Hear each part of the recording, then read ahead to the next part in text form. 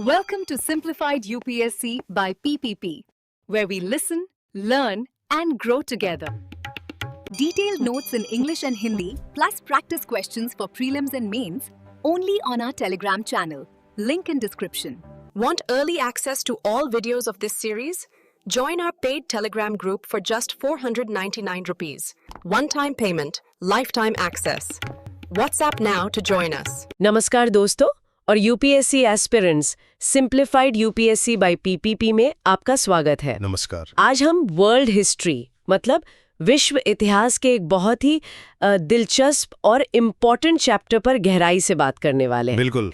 हम देखेंगे चीन में मंगोल शासन, जिसे युआन राजवंश या युआन डायनेस्टी कहते हैं, और ख़ास तौर पर फोकस रहेगा इसके सबसे फेमस रूलर कुबलाई खान पर। हाँ, कुबलाई खान। और देखिए, आज की हमारी ये पूरी बातचीत एक खास सोर्स पर बेस्ड है। अच्छा। हाँ, मैकडुगल लिटल की वर्ल्ड हिस्ट्री की किताब है पैटर्न्स ऑफ इंटरैक्शन, उसका चैप्टर 12 सेक्शन 3। ओके। तो आज हम कोई समरी नहीं दे रहे, बल्कि इस सोर्स के फैक्ट्स, नाम, डेट्स, इन सब का बारीकी से विश्लेषण करेंगे, ताकि यूपीएससी के लिहाज से एक सॉलिड समझ बन सके। हाँ बिल्कुल, आज का मिशन एकदम क्लियर है। इस सोर्स से हर जरूरी जानकारी, हर छोटा बड़ा नुक्ता समझना है जी। इसे आप वर्ल्ड हिस्ट्री की फाउंडेशन का एक इम्पॉर्टेंट पत्थर समझ सकते हैं, खासकर यूपीएससी एस्पिरेंट्स के लिए। हम ईंट दर ईंट जानकारी जोड़ेंगे। बिल्कुल। लेकिन यहाँ एक मजेदार बात है, एक टेंशन है कि मंगोल जो वो मैदानों के मतलब नोमैडिक योद्धा थे, हाँ, यायावर, हाँ, वो अचानक चीन जैसी इतनी बड़ी पुरानी सेंट्रलाइज सभ्यता के शासक बन गए। ये अपने आप में एक बहुत बड़ा शिफ्ट था, है ना? बहुत बड़ा शिफ्ट। और इसी विरोधाभास को, इसी टेंशन को समझना जरूरी है युआन डायनेस्टी को समझने के लिए। तो चलिए फिर युआन राजवंश की गहराइयों में उतरते हैं, नामों, तारीखों, डिटेल्स पर फोकस रखते हुए, जैसा सोर्स में दिया है। शुरुआत करते हैं मेन आदमी से, कुबलाई खान। हाँ, कुबलाई खान। तो सबसे पहली और बेसिक बात जो सोर्स बताता है वो है उनका लीनेज, उनका वंश। कुबलाई खान वो महान चंगेज खान के पोते थे, ग्रैंड सन ऑफ जंगेज खान। अच्छा, चंगेज खान के पोते। हाँ, और ये कनेक्शन, ये जुड़ाव मंगोल सिस्टम में उनकी लेजिटिमेसी यानी उनकी वैधता के लिए बहुत जरूरी था। इसी से उनको अधिकार मिलता था एक तरह से। लेकिन सिर्फ खून का रिश्ता ही काफी नहीं था शायद। सोर्स एक खास तारीख बताता है, 1260। ये साल क्यों इम्पोर्टेंट है? 1260 ये वो साल है जब कुबलाई खान ने ग्रेट खान की उपाधि ली। ग्रेट खान। ग्रेट खान मतलब? टेक्निकली तो इसका मतलब था कि वो पूरे मंगोल एम्पायर के सुप्रीम लीडर बन गए, लेकिन असल में उनका ध्यान अब मंगोलिया के स्टेपीज पर उतना नहीं था जितना चीन पर था। अच्छा। तो ये उपाधि एक तरह से उनकी बदली हुई एम्बिशंस, उनकी महत्वाकांक्षाओं का सिंबल थी, चीन पर फोकस। सोर्स ये भी बताता है कि कुबलाई खान, जिनका जीवन काल 1215 से 1294 था, काफी लंबा जिए और उनकी पर्सनैलिटी भी काफी कॉम्प्लेक्स थी। वो जैसे दो दुनियाओं के बीच बैलेंस बनाने की कोशिश कर रहे थे। बिल्कुल। एक तरफ तो वो चीन में एक नया राजवंश शुरू कर रहे थे, युआन राजवंश। वो महल बनवा रहे थे, एडमिनिस्ट्रेशन चला रहे थे, मतलब एक चीनी सम्राट की तरह एक्ट कर रहे थे। लेकिन साथ ही, जैसा सोर्स कहता है, वो दिल से एक मंगोल योद्धा भी थे। अपनी जड़ों को, अपनी रूट्स को भूले नहीं थे। और ये डुअलिटी, ये द्वंद्व उनके पूरे शासन में दिखता है। तो फिर इस योद्धा वाले पहलू और एक एम्पायर चलाने की जरूरत में उन्होंने बैलेंस कैसे बनाया? कोई बड़ा फैसला लिया इसके लिए? हाँ, एक बहुत बड़ा, बल्कि कहें तो रेवोल्यूशनरी कदम उठाया उन्होंने फैसला किया कि वो मंगोलियाई स्टेपीज को पॉलिटिकल पावर के सेंटर के रूप में छोड़ देंगे। अच्छा, ये तो बड़ी बात है। हाँ, एक खानाबदोश नेता के लिए ये बहुत बड़ी बात थी, क्योंकि ट्रेडिशनली तो पावर का सेंटर वही घास के मैदान हुआ करते थे। तो उन्होंने क्या किया? आमतौर पर तो ऐसे विजेता दूर से हुकूमत करते हैं या सिर्फ टैक्स लेते हैं। नहीं, कुबलाई ने ऐसा नहीं किया। उन्होंने न सिर्फ खुद को चीन में फिजिकली एस्टैब्लिश किया, बल्कि एक बिल्कुल नई कैपिटल सिटी भी बनवाई। नई राजधानी? कहाँ? ठीक वहीं जहां आज का मॉडर्न बीजिंग है। वो बीजिंग? हाँ। ये एक साफ मैसेज था, मंगोल पावर का नया सेंटर अब चीन है, स्टेपीज नहीं। और ये मैसेज शायद चीनियों से ज्यादा मंगोलों के लिए भी था। और यहीं पर वो सोर्स वाली दिलचस्प छोटी सी बात आती है, उनके महल के बारे में, अपनी पहचान बनाए रखने की कोशिश वाली। हाँ, वो किस्सा बहुत सिंबॉलिक है। सोर्स बताता है कि बीजिंग में उनका जो शानदार चीनी स्टाइल का महल था, उसके बगीचों में उन्होंने कथित तौर पर मंगोलियाई स्टेपी से लाई गई घास का एक छोटा सा टुकड़ा लगवाया था। शाही बीजिंग के बीचों बीच स्टेपी घास का एक पैच, ये इमेज तो बहुत कुछ कहती है ना? बिल्कुल। ये दिखाता है कि चीन का सम्राट बनने के बाद भी उन्हें अपनी जड़ों की, अपनी मंगोल पहचान की जरूरत महसूस होती थी। वो चीन पर रूल कर रहे थे, पर पूरी तरह चीनी नहीं बन रहे थे, एक डिस्टेंस मेंटेन कर रहे थे। शासन की पूरी पॉलिसी, खासकर जो अलगाव की नीति थी, उसकी तरफ इशारा करता है। उस पर हम अभी आएंगे। ठीक है, लेकिन एडमिनिस्ट्रेशन की डिटेल्स में जाने से पहले चीन में उनकी एक बड़ी अचीवमेंट को हाईलाइट करते हैं। सोर्स कहता है कि उन्होंने चीन को यूनाइट किया। ये कितना बड़ा काम था? ये बहुत बहुत बड़ी हिस्टोरिकल अचीवमेंट थी। कुबलाई खान ने 300 से ज्यादा सालों में पहली बार पूरे चीन को एक रूल के अंडर यूनाइट किया। 300 साल? हाँ, तांग राजवंश के गिरने के बाद से चीन काफी हद तक बटा हुआ था, खासकर नॉर्थ और साउथ के बीच। तो इस यूनिफिकेशन ने शायद चीनी पर्सपेक्टिव से उनके रूल को थोड़ी लेजिटिमेसी भी दी। एकीकरण, नई राजधानी, विशाल साम्राज्य, सुनने में तो सब ठीक लग रहा है, लेकिन सब कुछ प्लान के मुताबिक नहीं हुआ होगा। सोर्स एक बड़ी मिलिट्री हार का भी जिक्र करता है। हाँ, जापान को जीतने की उनकी 2 नाकाम कोशिशें। और ये इंपॉर्टेंट है क्योंकि ये मंगोलों की जो इमेज थी ना, अजेय होने की, इनविंसिबिलिटी की, उसको चैलेंज करती हैं। जापान पर हमला कब? सोर्स हमें एग्जैक्ट डेट्स बताता है। 1274 में पहली बार और फिर 1281 में दूसरी बार। दोनों बार बहुत बड़ी नेवी और आर्मी भेजी गई थी। और दोनों बार फेल हो गए। क्या जापानी डिफेंस बहुत मजबूत था? नहीं, वजह वो नहीं थी। मेन रीजन थी नेचर, कुदरत। हाँ, दोनों ही बार एक भयानक समुद्री तूफान, मतलब टाइफून, उसने मंगोल बेड़े को तहस नहस कर दिया। जहाज डूब गए, सेना बिखर गई। दोनों बार तूफान? ये तो मतलब अविश्वसनीय सा लगता है। इतना अविश्वसनीय कि जापानियों ने इन तूफानों को एक खास नाम दिया, कामिकाजी। हाँ, जिसका मतलब है दिव्य हवा या डिवाइन विंड। उन्हें लगा कि देवताओं ने जापान की रक्षा की है। ये नाम बेशक बाद में इतिहास में एक बिल्कुल अलग, दुखद संदर्भ में सुनाई देता है। तो यहाँ एस्पिरेंट्स के लिए सीखने वाली मुख्य बात क्या है? देखिए, मेन पॉइंट ये है कि मंगोल एम्पायर भले ही ईस्ट में चीन से लेकर वेस्ट में यूरोप तक फैला था, जैसे सोर्स के मैप्स में 1294 में गोल्डन होर्ड के खानत को दिखाया गया है, लेकिन जापान उनकी पहुंच से बाहर रहा। ज्योग्राफी और लक दोनों ने जापान को बचा लिया। मतलब मंगोल पावर की भी लिमिट्स थी। हाँ, ये जापान वाली हार मंगोल एक्सपेंशन की सीमाएं दिखाती हैं। लेकिन चीन के अंदर कुबलाई का शासन कैसे चल रहा था? इतनी बड़ी चीनी आबादी पर कंट्रोल कैसे रखा उन्होंने? यहीं पर उनकी वो अलगाव की नीति आती है, राइट? बिल्कुल। युआन राजवंश का जो कोर प्रिंसिपल था, वो था पॉलिसी ऑफ सेपरेशन, अलगाव की नीति। इसका मतलब क्या था? इसका सीधा सा मतलब था कि मंगोल शासक और जो चीनी सब्जेक्ट्स थे, उनके बीच एक क्लियर दूरी बनाए रखना, घुलना मिलना या एसिमिलेट होना नहीं। लेकिन ऐसा क्यों? अक्सर तो चीन में बाहर से आने वाले विजेता चीनी कल्चर अपना लेते थे। हाँ, ऐसा होता है, पर मंगोलों की संख्या चीन की इतनी बड़ी आबादी के सामने बहुत कम थी। शायद उन्हें डर था कि अगर वो चीनी कल्चर में घुल मिल गए तो अपनी अलग पहचान, अपनी मिलिट्री सुपीरियॉरिटी और सत्ता पर अपनी पकड़, वो सब खो देंगे। अच्छा, तो अपनी आइडेंटिटी बचाने के लिए? हाँ, और कंट्रोल बनाए रखने के लिए। इसलिए अलग रहना उनके लिए एक सर्वाइवल स्ट्रैटेजी थी। और इस पॉलिसी का सीधा असर गवर्नमेंट चलाने के तरीके पर पड़ा होगा। हाँ, बहुत बड़ा असर। एक बहुत ही बेसिक एक्सक्लूशनरी पॉलिसी अपनाई गई। मतलब मंगोलों ने चीनियों को सरकार के हाई लेवल पोस्ट से बिल्कुल बाहर रखा। बिल्कुल बाहर? हाँ, जो सबसे इंपॉर्टेंट पोजीशंस थीं, जहां असली फैसले होते थे, वो या तो मंगोलों के लिए रिजर्व थीं या फिर दूसरे फॉरेनर्स के लिए, विदेशियों के लिए, मतलब गैर मंगोल, गैर चीनी लोग। हाँ, ऐसे लोग जिनकी चीन में कोई लोकल रूट्स या वफादारी ना हो, जो मंगोल सत्ता के लिए कोई खतरा ना बन सकें। ये तो चीनी सिस्टम के लिए एक बड़ा शॉक रहा होगा। वो जो पढ़े लिखे स्कॉलर ऑफिशियल्स थे, जो सदियों से सिविल सर्विस एग्जाम से आते थे और एडमिनिस्ट्रेशन की रीढ़ थे, उनका क्या हुआ? उन्हें साइडलाइन कर दिया गया। टॉप लेवल पर उनकी कोई भूमिका नहीं रही। आप सोचिए, एक्सपीरियंस्ड एडमिनिस्ट्रेटर्स का एक पूरा क्लास अचानक रूलर्स के लिए अनट्रस्टवर्दी हो गया। तो कुबलाई के लिए पॉलिटिकल लॉयल्टी ज्यादा जरूरी थी लोकल एक्सपर्टीज से। बिल्कुल। इससे बेशक एडमिनिस्ट्रेशन में कुछ दिक्कतें आई होंगी, नो डाउट, लेकिन कंट्रोल उनकी टॉप प्रायोरिटी थी। और इसी पॉलिसी की वजह से वो दौर का एक बहुत फेमस यूरोपियन ट्रैवलर चीन में इतना इंपॉर्टेंट बन गया। आप मार्को पोलो की बात कर रही हैं? हाँ, मार्को पोलो। हाँ, वेनिस का वो व्यापारी। उनका चीन में इतना लंबा करियर, सोर्स कहता है करीब 17 साल। वो शायद इसी पॉलिसी की वजह से पॉसिबल हुआ। अच्छा, कैसे? क्योंकि वो एक आउटसाइडर थे, कुबलई के लिए यूजफुल थे और पॉलिटिकली सेफ भी।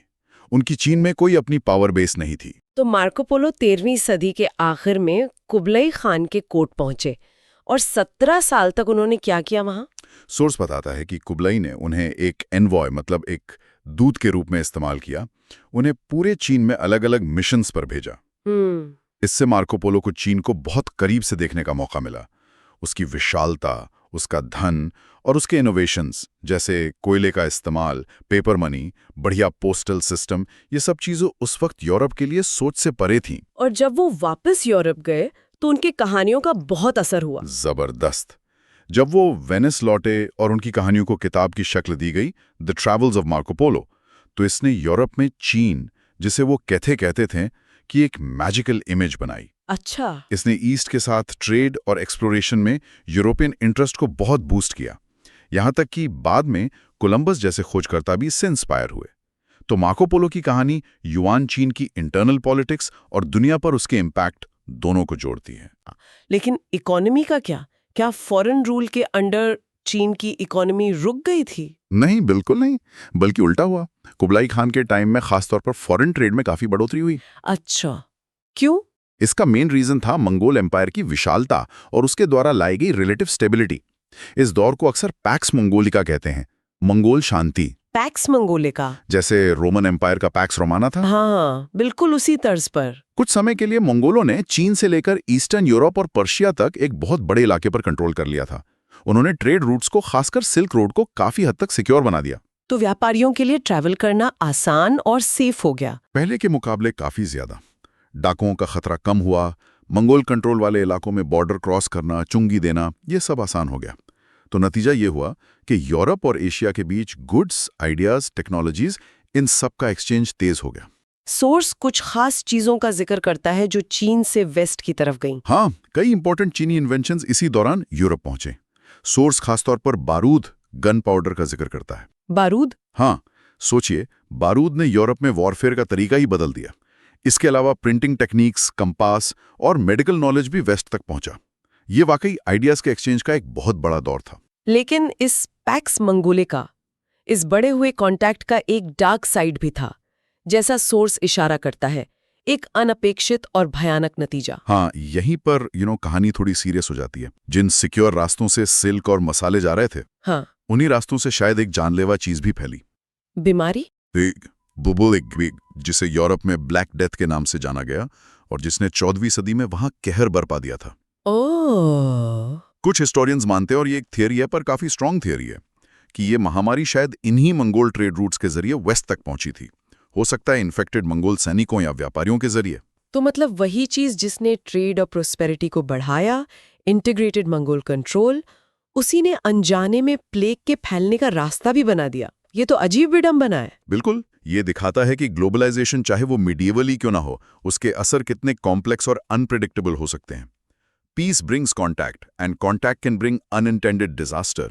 तो कुबलई खान के अंडर युआन राजवंश ने यूनिफिकेशन देखा, इकोनॉमी बढ़ी, कल्चरल एक्सचेंज हुआ, लेकिन ये सिस्टम उनके बाद ज्यादा टिका नहीं। नहीं, बिल्कुल नहीं टिका। युआन राजवंश काफी हद तक कुबलई खान के पर्सनल करिश्मा, उनकी पॉलिटिकल स्किल्स और मिलिट्री ताकत पर टिका था। 1294 में उनकी डेथ के साथ ही डिक्लाइन शुरू हो गया। अच्छा, 1294 में उनकी मृत्यु हुई। हाँ, और उनके जो सक्सेसर्स थे वो उतने काबिल साबित नहीं हुए। सोर्स 1294 के बाद डायनेस्टी के कमजोर होने के कुछ खास कारण बताता है। वो क्या थे? ये कॉज एंड इफेक्ट समझना यूपीएससी के लिए जरूरी है। कई कारण थे, ज्यादातर मिसमैनेजमेंट और ओवररीच से जुड़े थे। पहला, महंगे और नाकाम मिलिट्री अभियान जारी रहे। जापान के बाद भी? हाँ, जापान वाले तो थे ही, साउथ ईस्ट एशिया में भी कैंपेन्स किए गए, उनमें भारी नुकसान हुआ, फायदा कम। दूसरा, इन युद्धों और दूसरे पब्लिक वर्क्स पर बहुत ज्यादा खर्चा किया गया। खर्चा बहुत बढ़ गया। हाँ, कुछ खर्चे जरूरी थे, जैसे नहरों का रखरखाव वगैरह, लेकिन ओवरऑल देखा जाए तो शाही खजाना खाली हो रहा था। मंगोल मिलिट्री मशीनरी और चीनी स्टाइल की ब्यूरोक्रेसी, दोनों को मेंटेन करना महंगा पड़ रहा था। और जब युद्धों से लूट नहीं आ रही तो इतना भारी खर्चा कहाँ से पूरा होगा? टैक्स से? बिल्कुल, यही तीसरा कारण आता है, ओवर टैक्सेशन, अत्यधिक कराधान। और इसका सारा बोझ किस पर पड़ा? चीनी आबादी पर। हाँ, मुख्य रूप से चीनी आबादी पर, जो पहले ही पॉलिटिकली एलियनेटेड फील कर रही थी क्योंकि उन्हें सत्ता से बाहर रखा गया था। तो सिचुएशन ये बनी कि फॉरेन रूलर्स, फॉरेन वॉर्स और अपने लग्जूरियस लाइफस्टाइल के लिए लोकल जनता पर भारी टैक्स लगा रहे थे। ये तो मतलब विद्रोह के लिए बिल्कुल परफेक्ट रेसिपी तैयार हो रही थी। एग्जैक्टली। मिलिट्री हार, इकोनॉमिक बोझ और भारी टैक्स, इन सब ने मिलकर 14वीं सदी यानी 1300 में चीन में बड़े पैमाने पर विद्रोहों को जन्म दिया। और उस पर शायद अकाल और बाढ़ जैसी चीजें भी हुई होंगी। हाँ, नेचुरल डिजास्टर्स ने सिचुएशन को और बिगाड़ दिया। मंगोल रूल के खिलाफ गुस्सा एकदम पीक पर पहुंच गया। और अंततः जो रेबेल फोर्सेस थीं वो एकजुट हुई और उन्होंने मंगोलों को चीन से बाहर खदेड़ दिया। युआन राजवंश के अंत की जो डिसाइसिव डेट है वो है 1368। 1368। और उनकी जगह किसने ली? कौन आया? एक नया नेटिव चीनी राजवंश उभरा, मिंग राजवंश। Ming dynasty. हाँ, जिसने अगले कई सौ सालों तक चीन पर शासन किया। तो चीन पर रूल करने का जो मंगोल एक्सपेरिमेंट था वो कुबलई की डेथ के बाद 1 सदी से भी कम टाइम में खत्म हो गया। और उस विशाल मंगोल एम्पायर का क्या हुआ जो चंगेज खान ने बनाया था? क्या वो बना रहा? एक सिंगल यूनिट के रूप में नहीं। चीन का युआन राजवंश तो उसका सिर्फ एक हिस्सा था। विडंबना यह है कि मंगोल विजय का एक बड़ा नतीजा आखिर में एम्पायर का फ्रैगमेंटेशन ही था, उसका टूट जाना। टूट गया? क्यों? इतने विशाल और डाइवर्स इलाके पर एक साथ रूल करना लंबे समय तक पॉसिबल ही नहीं था। इंटरनल झगड़े, कल्चरल डिफरेंसेस, इन सब ने एम्पायर को तोड़ दिया। तो जब युआन राजवंश खत्म हो रहा था तब तक बाकी मंगोल दुनिया कैसी दिख रही थी? 13वीं सदी के अंत तक ही, मतलब कुबलई की डेथ 1294 के आसपास ही, एम्पायर इफेक्टिवली 4 खानतों या इंडिपेंडेंट राज्यों में बंट चुका था। 4 अलग-अलग मंगोल राज्य? हाँ, एक तो युआन राजवंशी था जिसे ग्रेट खानत भी कहते थे। फिर सेंट्रल एशिया में चगताई खानत थी। पर्शिया और आसपास के इलाकों में इल्खाने थी। ओके। और चौथा, जैसा कि सोर्स के मैप में दिखाया गया है, वो था रशिया और ईस्टर्न यूरोप के हिस्सों को कंट्रोल करने वाला golden horde, khanate of the golden horde. ये काफी लंबे टाइम तक चला और इसका रशियन हिस्ट्री पर बहुत गहरा असर पड़ा। तो मंगोलों की लेगेसी एक परमानेंट यूनिफाइड एम्पायर नहीं बल्कि ये बिखरे हुए सक्सेसर स्टेट्स थे। हाँ। हालांकि जैसा हमने देखा उनकी शुरुआती यूनिटी, वो पैक्स मंगोलिका, उसका ट्रेड और आइडियाज के एक्सचेंज पर गहरा असर पड़ा। काफी कॉम्प्लेक्स पिक्चर है। बिल्कुल। और यहीं पर युआन राजवंश पर हमारी ये जो विस्तृत चर्चा थी मैकडूगल डिटेल सोर्स पर आधारित, वो समाप्त होती है। उम्मीद है एस्पिरेंट्स को वो सारे की पॉइंट्स मिल गए होंगे जो एक मजबूत समझ बनाने के लिए जरूरी हैं।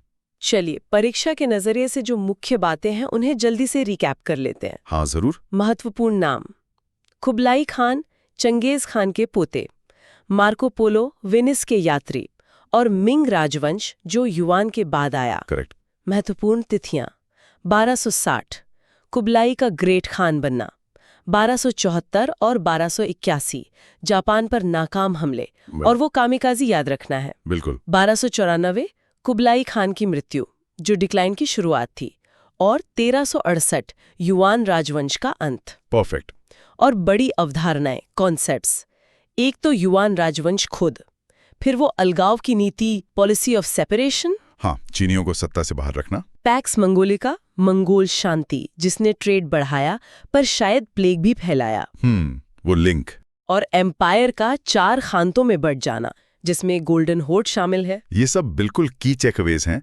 और इन नामों, तारीखों, कॉन्सेप्ट्स को याद रखना सिर्फ रटना नहीं है, जरूरी है इनके बीच के कनेक्शंस को समझना, कॉज एंड इफेक्ट को देखना। एक सीरियस लर्नर के लिए यही गोल होना चाहिए। बिल्कुल। अब जाने से पहले चलिए उस एक इमेज पर लौटते हैं। कुबलाई खान अपने बीजिंग के महल में स्टेपी घास लगवा रहे हैं, एक बसे हुए सोफिस्टिकेटेड एम्पायर पर राज करते हुए भी अपनी मंगोल पहचान को बनाए रखने की वो तीव्र इच्छा। हाँ, वो इमेज बहुत कुछ कहती है। शायद वो इतिहास के सबसे सफल विजेताओं में से थे, लेकिन शायद अपनी पहचान न खोने के लिए सबसे ज्यादा डिटर्मिन्ड भी। जो हमें सोचने के लिए एक फाइनल पॉइंट पर लाता है ना? हाँ, एक विचारणीय प्रश्न, इस पर सोचिएगा जरूर।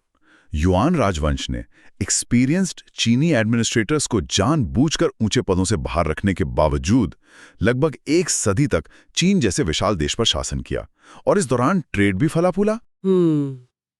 तो ये एक विशाल एम्पायर को जुज़ैम रखने मतलब साथ रखने के बारे में क्या बताता है? सिर्फ मिलिट्री पावर और कंट्रोल कितना असरदार हो सकता है, खासकर जब कल्चरल इंटीग्रेशन और लोकल एलीट का सपोर्ट कम हो? क्या अलगाव और फोर्स पर बेस्ड युआन मॉडल कम से कम कुछ समय के लिए ही सही वाकई सफल हो सकता था? क्या कभी-कभी सिर्फ ब्रूट फोर्स वो कल्चरल असिमिलेशन की जरूरत पर भारी पड़ सकती है? इस पर सोचेगा जरूर। इस सवाल पर आपके क्या विचार हैं? नीचे कमेंट्स में हमें बताएं। हाँ, आपके थॉट्स का इंतजार रहेगा। और अगर सिंप्लीफाइड यूपीएससी बाय पीपीपी की ये गहन चर्चा आपको उपयोगी लगे तो इसे लाइक, शेयर और सब्सक्राइब करना न भूलें। अगली बार फिर मिलेंगे एक नए टॉपिक के साथ। धन्यवाद। धन्यवाद। Thanks for watching. Follow us on Telegram and Instagram. Don't forget to like, share, and subscribe.